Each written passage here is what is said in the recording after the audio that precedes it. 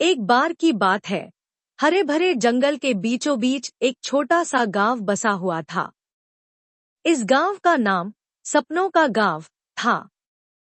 इस गांव में एक बुजुर्ग औरत रहती थी जिनका नाम था दादी माँ।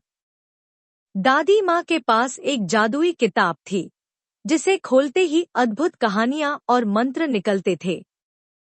गांव के बच्चे रोज शाम को दादी माँ के घर आते और उनसे कहानियां सुनते थे।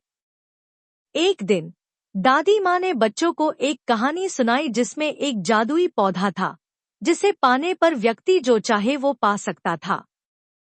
लेकिन इस पौधे तक पहुंचने के लिए 7 मुश्किल चुनौतियों को पार करना पड़ता था। गांव का एक लड़का राजू इस कहानी से बहुत प्रभावित हुआ। उसने ठान लिया कि वह उस जादुई पौधे को खोजने जाएगा। राजू के दिल में हिम्मत और आंखों में सपने थे।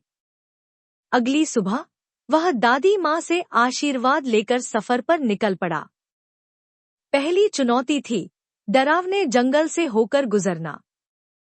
यह जंगल इतना घना था कि सूरज की रोशनी भी वहां नहीं पहुंच पाती थी।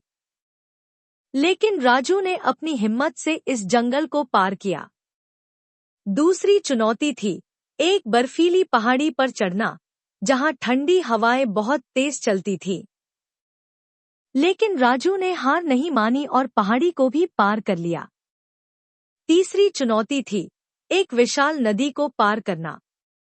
नदी में तेज धारा बह रही थी और पानी बहुत ठंडा था।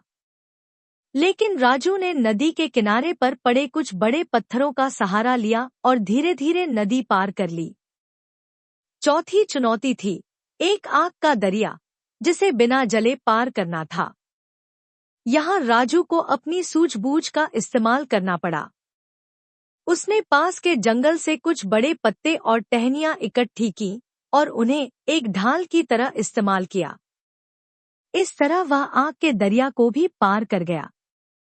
पांचवी चुनौती थी एक विशाल राक्षस से मुकाबला करना। राक्षस बहुत डरावना था, लेकिन राजू ने अपनी समझदारी से राक्षस को मात दी।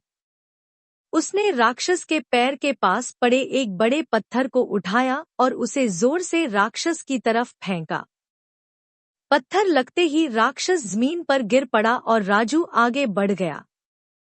छठी चुनौती थी एक गहरी खाई को पार करना। इस खाई के दोनों ओर कुछ बेलें फैली हुई थी। राजू ने उन बेलों का सहारा लेकर खाई को पार किया।